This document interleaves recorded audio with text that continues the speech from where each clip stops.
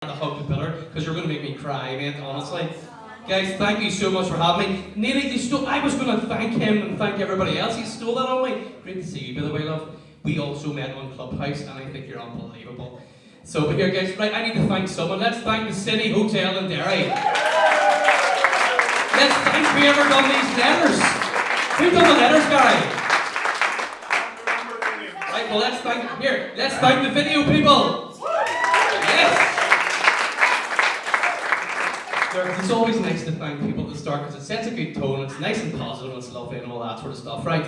So guys, I literally haven't really prepared anything because things have been so busy. If you follow me online, you see the crack, but I have came with a message, right? I have came with a message, and I just thought I'll put a message up here and I'll start talking about it, and fingers crossed we'll get 10 minutes and that'll be great. You all want to go home now, right? So I am going to keep this to like 4 minutes because this is a very strong message. And I hope it doesn't offend people, right? Because there is a swear word in it, and I don't like swearing that much, even though I do swear, but I know some of you might not like swearing, so if you're offended by this, I'm sorry. But you'll see when it comes up what I mean, okay? But can you click this up? So we're here to celebrate art. And this is the art of just fucking going for it, right?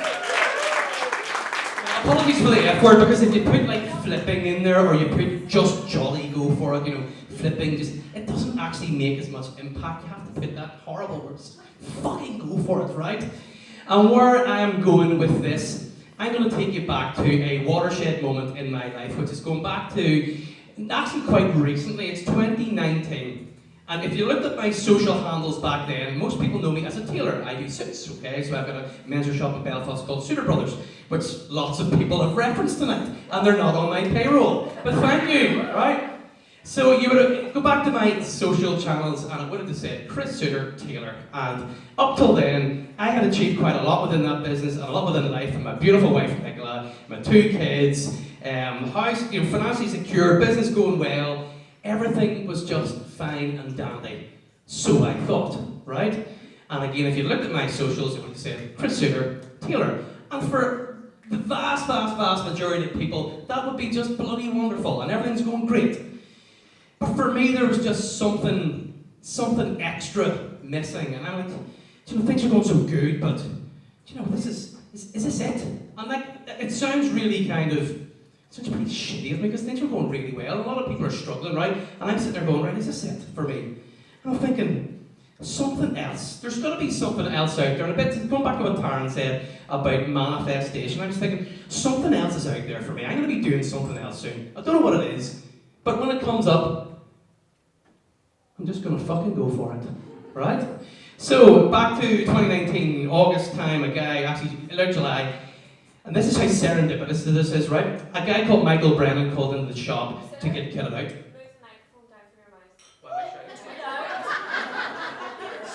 What, is this too loud? Yes!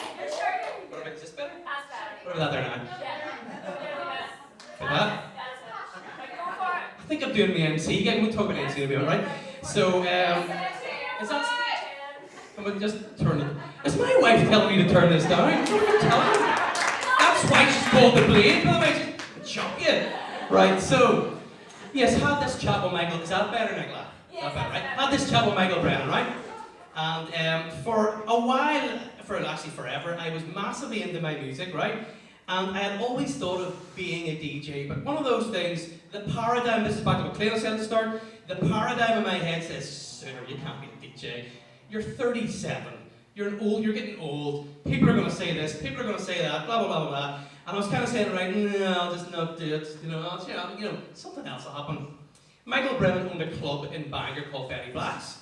And he had called in one day, big cheer for Betty Black's. You know what? Yeah, it's class, right? So anyway, he called in, and I just get chatting with him. I says, Michael, do you know what?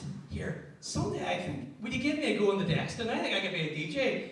And he just turned around and says, yeah, why not? He says, what sort of music? And he says, well, I really like my trance music. He says, I've got a trance week on in 2 weeks. I'm going, that's great, here, right, okay. He says, well, do you have the decks? And I said, no, I don't have any decks for any music. He said, do you know what? Would you put me on your bill? And he goes, yeah. I said, oh, no, my gosh, forget about it. he turned around and said to me those exact 1, 2, 3, 4, 5, 6, 5? 1, 2, 5. 5 words. He goes, Suitor, just fucking go for it. And I said, do you know what, Michael? There was this moment that we talk about, this kind of watershed moment. I said, do you know what, Michael? Yes. Make a phone call and put me on the bill. He made a phone call there and then to the promoter, phoned them up and says, here, I'm in the shop here with this guy, Chris Suitor. He wants to try DJing. Will you put them on your bill? And the promoter's going, this is a professional show, mate. You know, we pay our DJs, these are proper people. And you want to put who? Suitor, that guy that does the suits? I goes, yeah, I want you to put him on. Look, it's my club. You put him on. Put the phone down. He goes, right, Suitor, that's you sorted. You're paying in 2 weeks. And I'm going, what? You pay him what? He said, no, you DJ in 2 weeks. I said, Mike, I'm only fucking joking. He says, no, he says, you're going to fucking go for it. And I was like, okay, I'm going to fucking go for it. And at that point in time, I just made a decision with myself. I says, why the hell not? Who cares what people think? Who cares what anybody's going to say? This is a dream of mine. I have now been given the opportunity to do it. And I'm going to grab it with both hands, and I'm going to absolutely, excuse my language, fucking smash it. So guess what? Within 2 weeks, I went and got myself some decks, some music, some speakers, some tuition, and in 2 weeks, I went down to that club in Bangor, and I absolutely ripped it to pieces. It was brilliant, right? Good. So, that actually kind of kicked off a new sideline career in DJing, and guys, to cut a slow, this is going to get over 10 minutes, a long story short, I've kept the DJing going, and in fact, over lockdown, it kept me sane. And I now actually play events to thousands of people and nightclubs all around the flipping country, and it's turned out absolutely unbelievable, right? So that's the first one, just fucking go for it! And it's absolutely, it's changed my life. It's changed Nicola's life too, because her ears are now flipping mangled. But anyway, but the kids love it, babe, don't they? The kids think it's great. So, I've got this newfound kind of taste for life. It's like, right, so, I'm not a DJ, so now all of a sudden my Instagram handle changed to Chris Suitor, Tailor, DJ. Right? So that was alright. So like, what else can I do? And I was at a boxing event one night, and I'm watching the boxing, and all this is all great, and the guy in the middle of the ring, you know, what they call the master of ceremonies, or the MC. I hope he's not, no, he's not here. Anyway, he was shite. I mean, he was terrible. And I'm looking at him going, I can do that. I like the boxing. Give me a free ticket.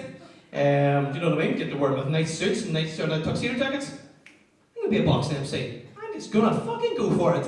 So, literally, guys, I shit you not, right? This was on the Saturday night.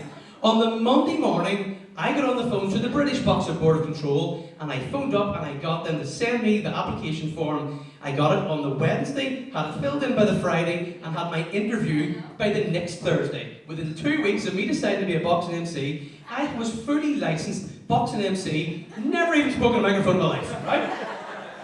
And of course I'm sitting there in the interview going, oh yeah, I can do that, and yeah, I can speak, yeah, and I can do all this public speaking. It's what? Fine, I can do that, I'm going, I couldn't do anything of it, right?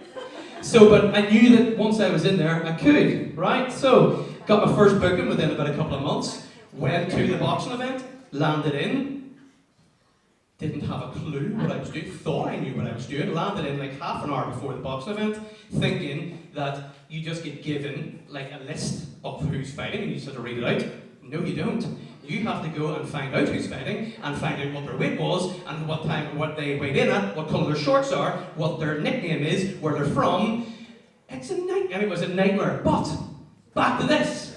I didn't let it affect me. I just fucking went for it. And do you know what? I absolutely smashed it. It was brilliant. And people are coming up and going, I've now booked for, I've now done, I don't know how many events I've now done, but I've now done plenty more. So that was the boxing MC and stuff, right? That came back to this, just fucking go for it. So, back to my Instagram handle. It was now Chris Suitor, Tailor, DJ, MC, right? That was alright.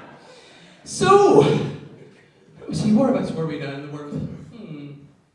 What do we do? Nicola, what do we do next? I've done something else next. Donegal, right, yes, right.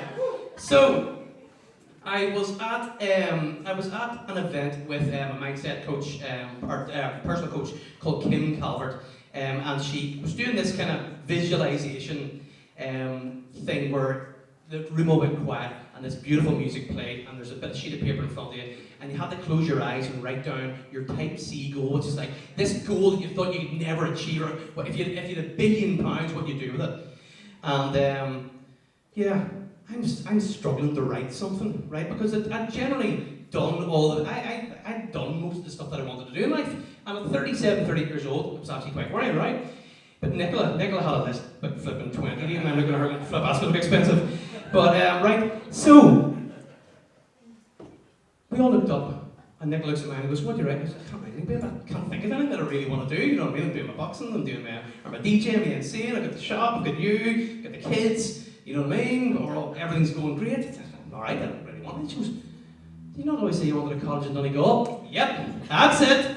I would like a college in Donegal. So I got the pen out and wrote, type C, college in Donegal. Well, guess what? I just fucking went for it, right? And there was I'm not going to go into the whole setup of this, but the things that took place to end up getting our Donegal college, which is my dream, right? Which it really is. It'll take too long. But anyway, it brings it right back to this here, that I just went for it and we did it and when I won it and it's brilliant, right? So, after that, lockdown, everything falling to bits, that was fine. My wife Nicola, I'm always thinking, right, she's backed me in everything I've ever wanted to do. She's an amazing woman. Big round of applause to the play, please. Right? So, I'm thinking, she's always backed me in stuff that I do, and I'm always farting about stuff. I'm going to do something that she really wants to do. And Nicola has been hugely into coffee, and she thinks of herself as a coffee snob and all the rest of it, right? And through lockdown, we're like, right, we need to do something else, because Nicola's a yoga teacher, and yoga was kind of going a wee bit, yeah, so we're thinking, we have to do something else. I know. No, hold on, that's not the way it happened. I went and played golf with Stevie Barker first. Right, so I was playing golf with Stevie Barker, who owns Railway Street in Newcastle, and we're just having a chat with him about his coffee business and stuff like that, right? And that's okay, he's telling me all about it and everything they do and all how it all works and the profitability. And I'm going, here, I could go for that. You know, I could have one of those. So then we decided, that was in October and this was in December, just decided, do you know what? We are going to give coffee a fucking go. So, one night, and Nicola will tell you, I'm on eBay, right? So all of a sudden, I need to get something. I want to do a coffee truck, but I don't want to do a horse box because everybody's got a horse box. And we want to do something different. And I'm scanning the internet for just whatever I can find that I can make a coffee truck out of. And Nicola didn't know this, but I kept this completely from her, right? So, on eBay one night, found this wee truck, right, there it is, well, a bad, right? No, I'll get Nicola. Got Nicola to come into the bedroom, lie in bed. She says, what are you doing? And I said, I'm just about to buy this wee truck here. What are you buying a truck for?